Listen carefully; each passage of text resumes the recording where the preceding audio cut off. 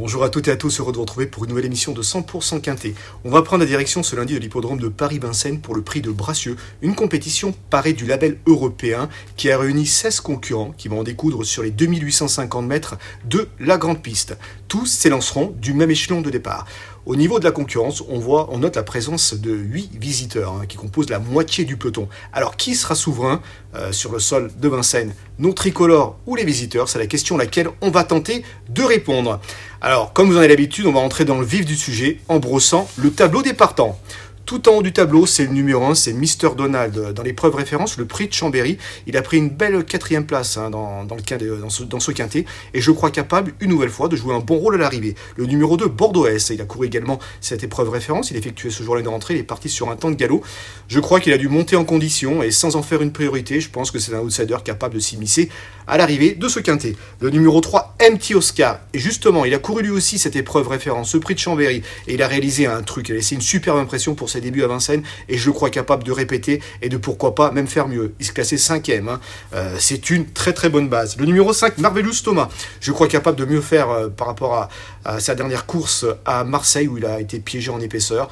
Il fait partie bien sûr de ses placés potentiels. Le numéro 8, Gourou, il marche sur l'eau actuellement, il reste sur 2 victoires à Vincennes, précisément dans les quintets. Le dernier, justement dans l'épreuve référence, le prix de Chambéry. Ce jour-là, il était accrédité d'un super bon chrono et je crois capable une nouvelle fois de jouer un rôle actif à l'arrivée. Lui aussi, il fait partie des excellentes bases de cette épreuve. Le numéro 10, Gin Tonic Duran, il n'a pas forcément été spécialement chanceux depuis le début de l'hiver, mais avec un parcours fluide, je crois capable de venir se placer dans cette compétition. Le numéro 11, Zadig Del Ranco, il a intégré depuis peu les box d'Éric Bondeau. On sait qu'Éric Bondeau connaît une très belle réussite sur notre sol avec ses concurrents d'origine notamment en transalpine, et je crois capable lui aussi de pouvoir se distinguer d'emblée.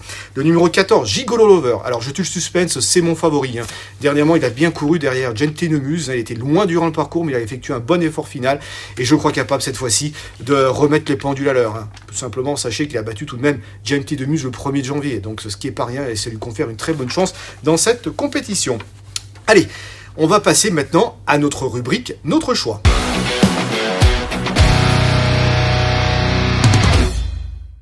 Comme je le disais, tout en haut de ma sélection, j'ai placé le numéro 14. Il s'agit de Gigolo Lover. Alors dernièrement, c'est vrai qu'il a été couru en venant de l'arrière, mais s'est retrouvé vraiment loin et il n'a pas pu véritablement être ramené par le wagon de 3. Et lorsque la course s'est jouée, il était trop loin pour revenir, mais il a fourni quand même un excellent effort final. Il a terminé 3e à distance de Gentil Nemuse.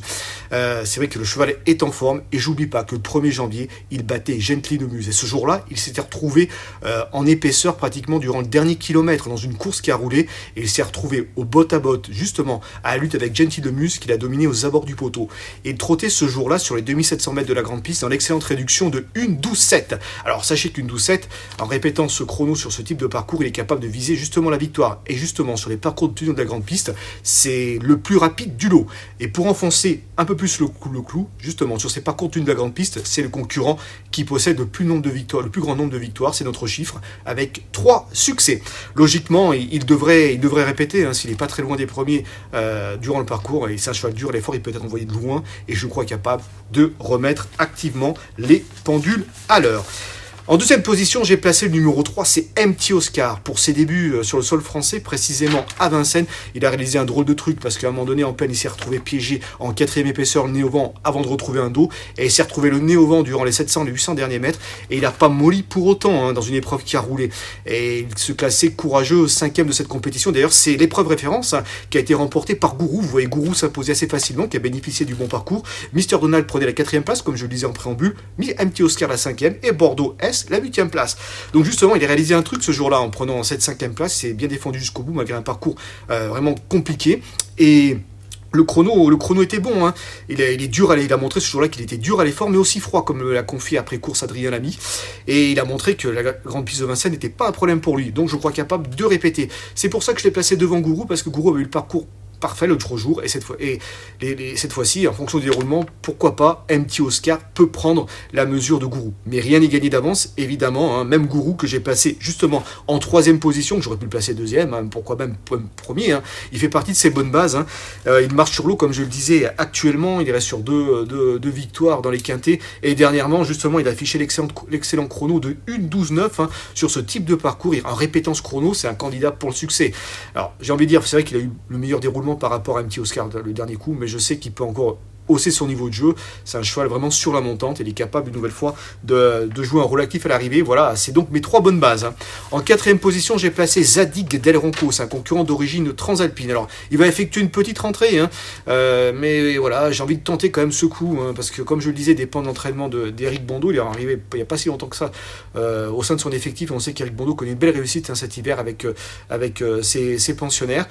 Cet Zadig Del Ronco n'a pas forcément couru les meilleures catégories, j'ai envie de dire. En Italie, c'est un concurrent d'origine transalpine, mais on l'a vu il y a tout juste un an devancer dans une épreuve un certain Chief Orlando, hein. Donc ce qui n'est pas rien. J'ai envie de dire, c'est un petit coup amusant qu'on peut tenter dans cette épreuve. Il va être mené par Gabriele Gelormini, et je crois capable, pourquoi pas, de venir s'immiscer à l'arrivée. En 5e position, j'ai placé bien sûr Mr. Donald, hein, qui s'est bien comporté dans l'épreuve référence. Il a montré une nouvelle fois, lui aussi a montré que la grande piste de Vincennes ne lui posait pas de problème, et bien sûr, à l'issue d'un déroulement favorable, il peut une nouvelle fois entrer dans la combinaison gagnante du quintet. Je me rappelle même avoir conversé avec Biangoub après l'épreuve. Il était content de cette perf, et qui lui donnait confiance en l'avenir. En 6e position, j'ai placé le numéro 15, c'est Éclair de Kérosé. Alors c'est un concurrent que l'on connaît bien, taillé pour la grande piste de Vincennes. Malheureusement, il a été longtemps écarté de la compétition. Là, il est sur la montante après 4 parcours de remise en route, et il va être déféré cette fois-ci des 4 pieds, et pourquoi pas, il peut venir compléter la combinaison gagnante de la grande piste. Ce sera à suivre, et je pense vraiment qu'il y a une belle saison à réaliser s'il retrouve son meilleur niveau, hein. Et il se plaît bien sûr sur les parcours de la grande piste. Je vous assure que c'est un élément qui, je l'aurais placé beaucoup plus haut s'il n'était pas, malheureusement, s'il n'avait pas été écarté de la compétition durant tout ce temps. En 7e position, j'ai placé Gin Tonic Durin. Alors, comme je le disais, il n'a pas forcément été heureux depuis le début de l'hiver, mais avec le déroulement fluide, c'est le type de concurrent pour venir viser une 4e, 5e place dans cette épreuve. Alors, bien sûr, j'ai également en 8e position, j'ai placé le numéro 5 Marvelous Touma, hein, comme je le disais au tout début. C'est un concurrent malheureusement qui ça s'est pas bien passé lors de sa dernière performance à Marseille Vivo, pardon. Je sais qu'il est meilleur que ça, qu'il vaut mieux que ça, et je crois capable de briller pour venir ici à Vincennes, hein. Donc retenez-le dans une sélection. Alors je vais pas placer forcément très haut parce qu'il a besoin quelque part un peu de me rassurer, mais je crois capable de faire partie des placés potentiels, hein. Et un petit regret, c'est le numéro 16, c'est Fuego du Mortier. Allez, sans transition, on va passer maintenant à ma rubrique Notre choix pour récapituler ma sélection.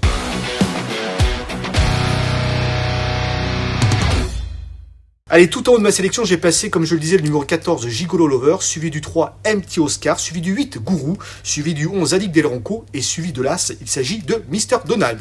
Concernant le cheval du jour, c'est toujours à Vincennes, dans la 7e épreuve, c'est le 713, il s'agit de Inred. C'est un concurrent qui m'a plu pour sa rentrée dernièrement. Il n'a été battu que par Inside, un concurrent éclectique qui a quand même scoré 3 fois depuis le début de l'hiver, que ce soit à l'attelé ou au monté. Il est sur la montante de ce Inred, et cette fois-ci, il va être déféré des postérieurs pour la première fois, ce qui va être un avantage. C'est la première fois qu'il va évoluer déféré. Pour moi, c'est un candidat au podium, d'autant plus qu'il découvre, bien sûr, un très bon engagement au niveau des gains. Eh bien écoutez, chers amis, laissez-moi vous remercier une nouvelle fois pour votre fidélité, et je vous dis à très bientôt pour une nouvelle émission de 100% Quintet. Merci à vous.